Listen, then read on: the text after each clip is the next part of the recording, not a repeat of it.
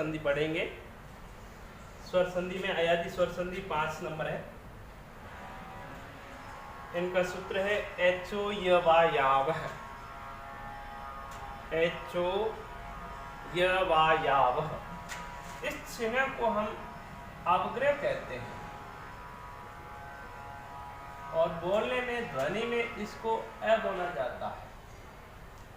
उच्चारण में अ बोलते हैं, जबकि ये चिन्ह है जो अवग्रह का चिन्ह है। एच प्रत्याहार वर्ण में एच अर्थात 4 वर्ण है, ए, ओ, आई और औ। ये 4 वर्ण है एच प्रत्याहार वर्ण के अंदर आते हैं।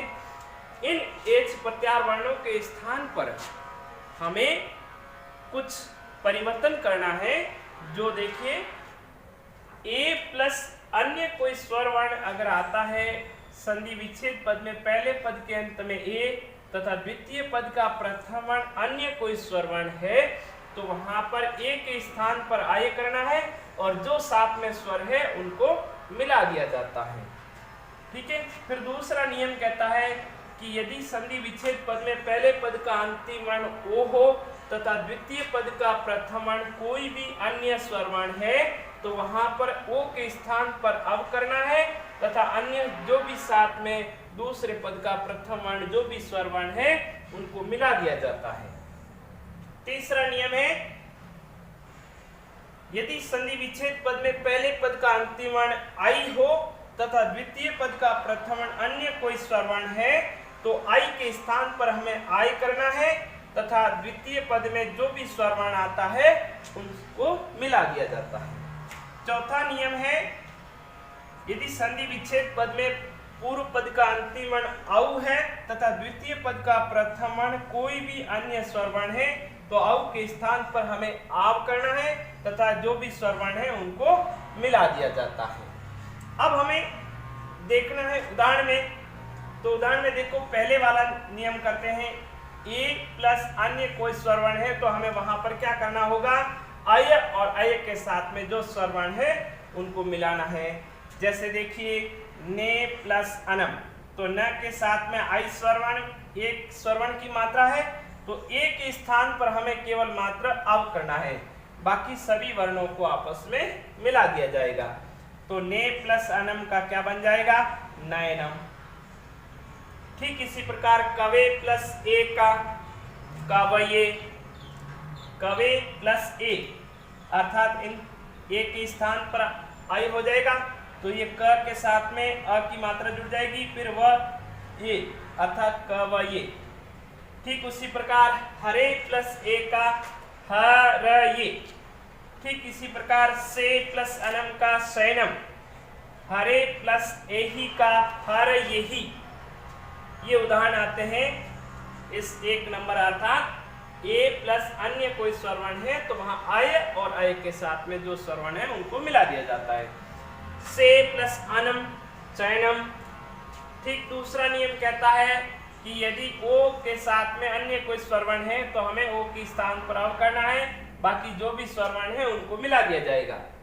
तो ओ अर्थात प के साथ में ओ की मात्रा है यानी पो प्लस अनम, प के साथ में किस स्वर की मात्रा है, ओ की है, तो ओ के स्थान पर हमें क्या करना है, अव करना है, तो प के साथ में अ जुड़ जाएगा, वह यहाँ पर ओ प्लस अनम का रूप बन जाएगा पवनम। इसी प्रकार भो प्लस अनम का भवनम, विष्णु प्लस इह का विष्णवीह।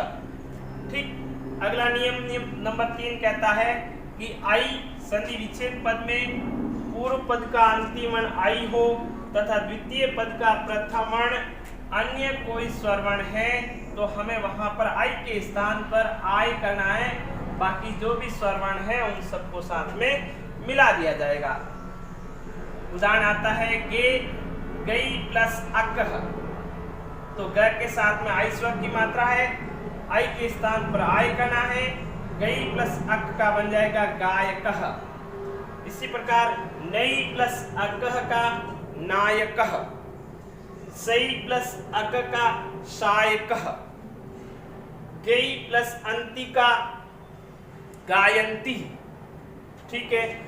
नियम नंबर 4 कह रहा है कि यदि का अंतिम वर्ण औ और उसके बाद में द्वितीय पद का प्रथम वर्ण अन्य कोई अच् स्वर वर्ण है तो औ के स्थान पर हमें आव करना है और जो भी स्वर वर्ण है उनको साथ में मिला दिया जाएगा। तो उदाहरण कह रहा है भौ प्लस उकह, अर्थात भ के साथ में औ की मात्रा, औ के स्थान पर हमें आव करना है तो भ के साथ में आव की मात्रा जुड़ जाएगी, रूप बन जाएगा भावुकः। ठीक इसी प्रकार पौ प्लस अकः अर्थात पावकः, असौ प्लस अयम असावयम, अग्नौ प्लस इह अग्नाविह, भौ प्लस अयति भावयति, इंदौ प्लस उदिते इंदौ उदिते।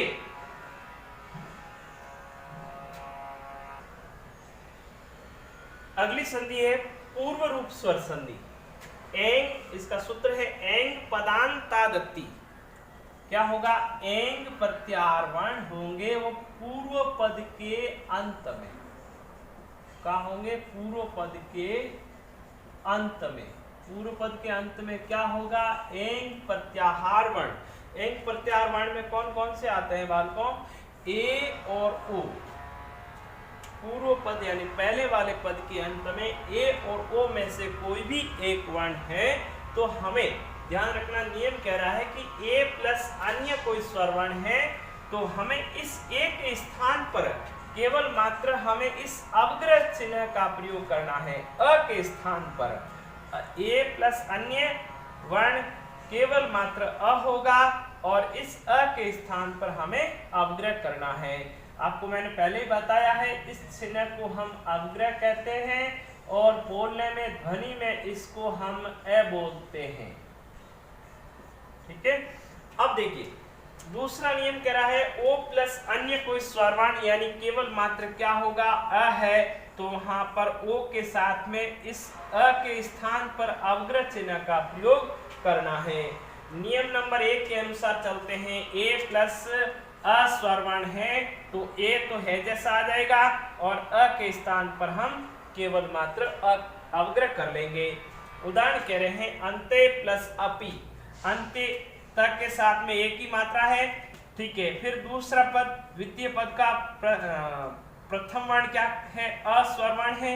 अ के स्थान पर हमें अवग्रह करना है तो यहाँ पर देख लीजिएगा अंते इस पूर्व पद में कोई परिवर्तन नहीं किया जबकि दूसरे वाले पद में अ के स्थान पर हमने अवग्रह कर दिया है। तो ये उदाहरण क्या बन रहा है? अंते प्लस अपि का अंते अपि। ठीक है, वने प्लस अत्र अर्थात वने अत्र, हरे प्लस अव हरेव, में प्लस अंतिके मेंतिके, दीर्घे प्लस अहनि दीर्घे अहनि। बोलने में उच्चारण में इसको अ बोला जाता है जबकि लिखने में यह अवग्रह चिन्ह है। दूसरा नियम है ओ प्लस केवल मात्र स्वर वर्ण अ है तो ओ के साथ में हमें अ के स्थान पर अवग्रह करना है।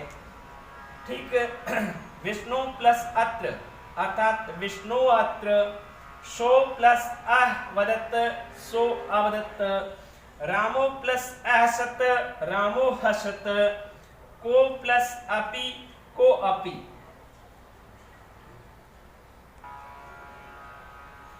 अगली है पररूप स्वर संधि। हमने इससे पहले पढ़ा था पूर्व रूप।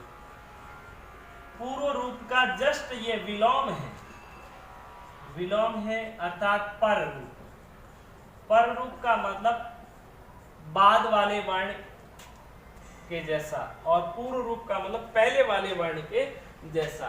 इसमें देखिए सूत्र कह रहा है एंगी पर रूपम वाच्यम, यानी वापस वही एंग प्रत्याहार वर्ण। एंग प्रत्याहार वर्ण के अंदर दो वर्ण है ए और ओ। हमें ये ध्यान रखना है कि पूर्व रूप में भी ए और ओ वर्ण था जबकि इसका दूसरे अर्थात द्वितीय पद का प्रथम वर्ण उसमें क्या होता था? केवल मात्र अस्वर वर्ण होता था। जबकि पर रूप है ये ऐसा है कि ये दोनों चले जाते हैं दूसरे वाले पद में। देखो यहाँ पर ए और ओ द्वितीय पद में है तो इससे पूर्व यानी पहले वाले पद में भी कोई ऐसा वर्ण होगा, अर्थात वो वर्ण हम उपसर्ग युक्त मानते हैं। तो कोई कोई वहां पर उपसर्ग युक्त ऐसा वर्ण होगा, उनके साथ में इन वर्णों को जोड़ दिया जाता है। तो जैसे पूर्व पद में उपसर्ग हो तथा द्वितीय पद का प्रथम वर्ण ए हो, तो इन दोनों को मिला दिया जाता है, उपसर्ग और ए को साथ में मिला दिया जाता है। ठीक है। दूसरा नियम करा है उपसर्ग उपसर्ग के साथ में हमें यदि ओ वर्ण को मिलाना है तो उपसर्ग प्लस ओ दोनों को साथ में मिला दिया जाएगा। जैसे देखो प्र प्लस ए जते, प्र उपसर्ग है, उपसर्गों की संख्या 22 होती है। अब उनमें से एक उपसर्ग जो हमने लिया है उदाहरण के रूप में, तो प्र प्लस ए जते, देखो ये ए है एंग प्रत्याहार वर्ण जो दूसरे वाला वर्ण है, अब उनके साथ में हम उपसर्ग को जोड़ रहे हैं। तो इन दोनों को अर्थात उपसर्ग ये कोई व्यंजन वर्ण है, व्यंजन वर्ण के ऊपर एक की मात्रा लग जाएगी तो रूप बन जाएगा प्रेजते, प्र प्लस ए धत्ते प्रेधत्ते, उप प्लस ओस्ति उपोस्ति, प्र प्लस ओगियति प्रोगियति।